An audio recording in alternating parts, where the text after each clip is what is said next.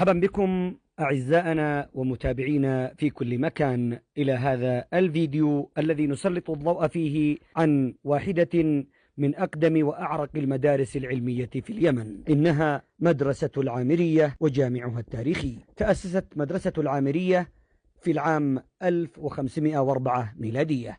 أسسها الملك الظافر عامر بن عبد الوهاب ملك الدولة الطاهرية وسميت باسمه.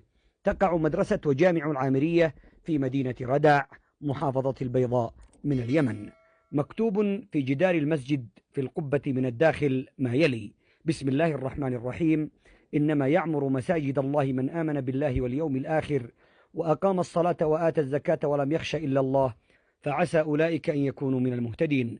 أمر بعمارة هذه المدرسة المباركة السعيدة مولانا الإمام الأعظم والملك المعظم مصباح الآفاق ومالك سرير الخلافة باستحقاق ظل الله على الأنام ملك الشام واليمن وارث ملك تبع وابن سيف بن ذيزن ذو المفاخر والمناقب سلطان المشارق والمغارب ملك رقاب الأمم وحاوي فضيلتي السيف والقلم مولى الحلم والرأفة مالك دستور الخلافة طيب العناصر فخر الأوائل والأواخر بهاء الملة والدين سيد الملوك والسلاطين حجة الله على الإسلام ومحيي شريعة محمد عليه الصلاة والسلام أمير المؤمنين خليفة رسول رب العالمين صلاح الدنيا والدين السلطان بن السلطان الملك الظافر مولانا عامر بن مولانا السلطان الملك المنصور عبد الوهاب بن داود بن طاهر.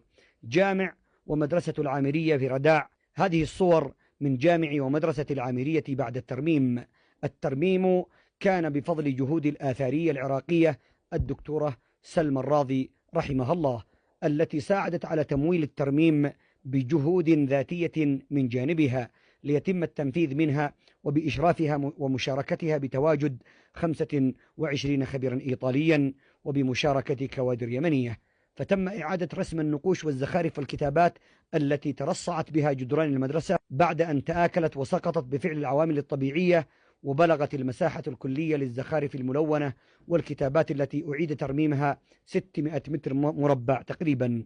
وكذلك إعادة ترميم عمارة المبنى بما يحفظ للمدرسة العامرية أبعادها التاريخية والأثرية وطابعها المعماري المتميز، وهي حاليا مرشحة لتكون ضمن مواقع التراث العالمي للأمم المتحدة، وهي مثال على الهندسة المعمارية الطاهرية في اليمن. في قمة هذا الجبل حصن وسور لحصن حميري مشهور وهو حصن رداع.